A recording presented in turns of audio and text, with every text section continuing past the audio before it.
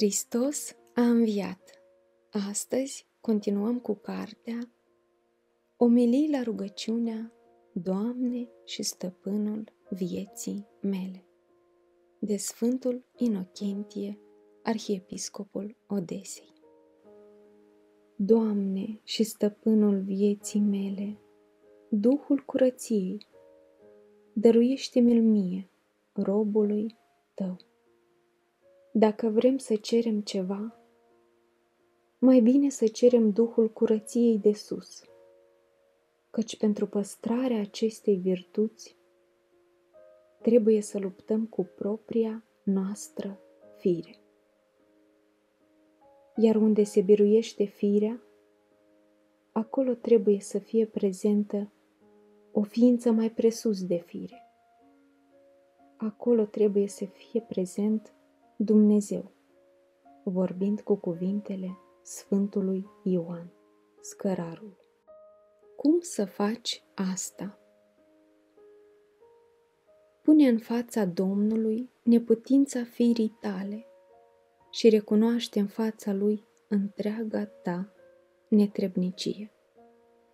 Atunci vei primi de la El treptat și darul curăției. În afară de aceasta, repetă cât mai des posibil rugăciuni de cerere a Duhului curăției. După sfatul bărbaților sfinți, cel care vrea să fie curat trebuie să aibă pregătită o rugăciune scurtă, particulară, pentru cazurile ispitelor păcătoase.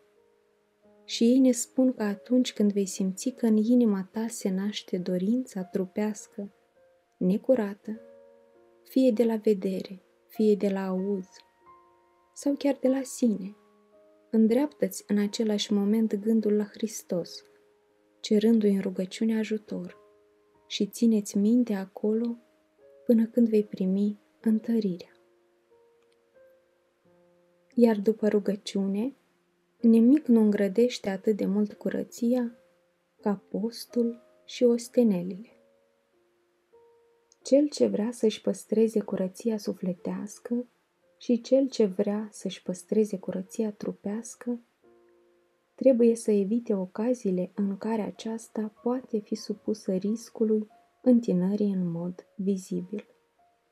Iar pentru aceasta, după exemplul Sfântului Iov, trebuie să facă legământ cu ochii, auzul și toate simțurile lui.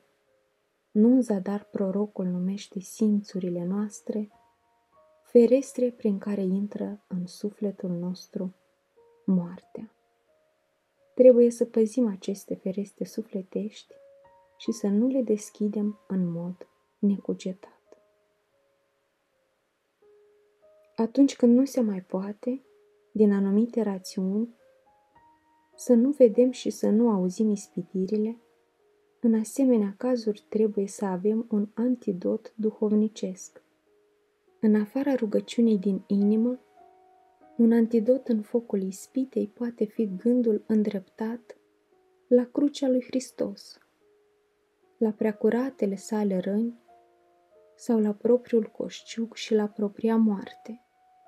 Astfel, otrava ispitei va ajunge neputincioasă cu certitudine și foarte curând.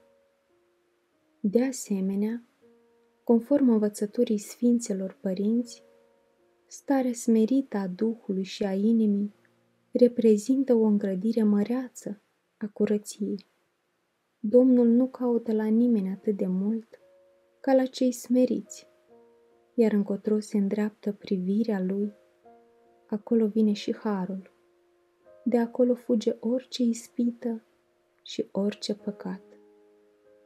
În plus, smerenia are proprietatea de a micșora și a suprima în om tot ceea ce depășește limitele cumpătării. Prin urmare, ea poate birui și aprinderea trupului. Apoi, gândirea la cele duhovnicești și iubirea față de ele, care apare în consecință, mai ales dragostea față de Domnul și Mântuitorul nostru, față de pătimirile și crucea sa, reprezintă și ele un mijloc eficient de păstrare a curăției Duhului și a trupului. Omul curat biruie iubirea prin iubire și focul trupesc îl stinge prin focul duhovnicesc, ne învață Sfântul Ioan Scărarul. Pe de altă parte, o îngrădire de nădejde a curăției este și gândul la chinurile veșnice. Cu acestea și alte mijloace asemănătoare, trebuie să ne îngrădim, fraților, de războiul gândurilor trupești. Dacă este nevoie, trebuie să luptăm până la sânge, dar să ieșim învingători din războiul acesta duhovnicesc. Căci trebuie să biruim neapărat, fiindcă Dumnezeu ne-a chemat, după cum învață apostolul, nu la necurăție, ci la sfințire. Nici desfrânații, nici închinătorii la idoli, nici adulterii nu vor moșteni împărăția lui Dumnezeu. Oamenilor acestora de obicei le place să se înșele pe ei înșiși cu gândul că păcatul lor nu este mare, că nu fac decât să-și satisfacă o nevoie a firii, căci își fac rău numai lor înșiși, nu altora, că au totodată o inimă blândă, compătimire față de aproapele și alte calități pozitive, fapt prin care se și liniștesc pe ei înșiși, gândindu-se la milostivirea lui Dumnezeu. Dar apostolul, avându-le în vedere pe toate acestea, își anticipează judecata împotriva desfrânaților prin următoarea expresie: nu vă amăgiți.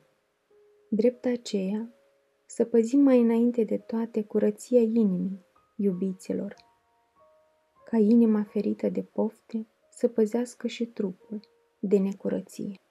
Numai acolo unde nu va mai exista niciun vrăjmaș, numai în ceruri, la Hristos și Domnul nostru, vom putea să dobândim odihna desăvârșită. Iar aici, cât mai trăim, prin mijlocul mrejelor mergem și de aceea trebuie să preveghem neîncetat. Mă poate întreba cineva, ce să facă cel care a avut nefericirea de a sluji acestei patimi trupești și este legat de obișnuința păcătoasă?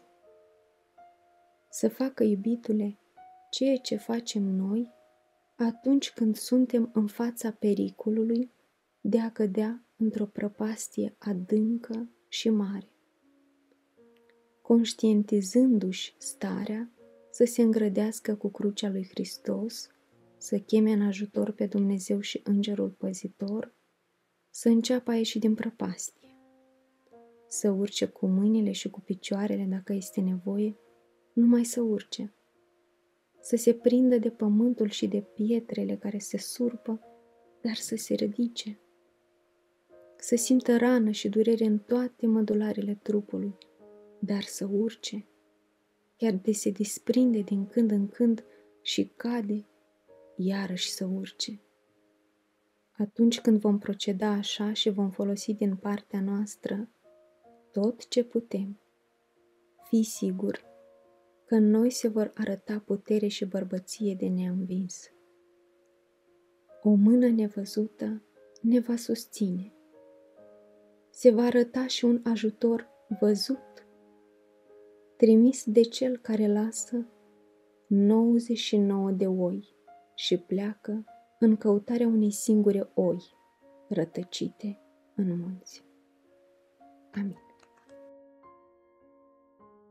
Acestea au fost câteva idei din rugăciunea Doamnei și Stăpânul vieții mele despre Duhul curăției, de Sfântul Inocentie, Arhiepiscopul Odesei. Vă mulțumesc pentru vizualizare. Noi ne vedem duminica viitoare de la ora 12, iar până atunci vă doresc numai gânduri bune. Doamne, ajută!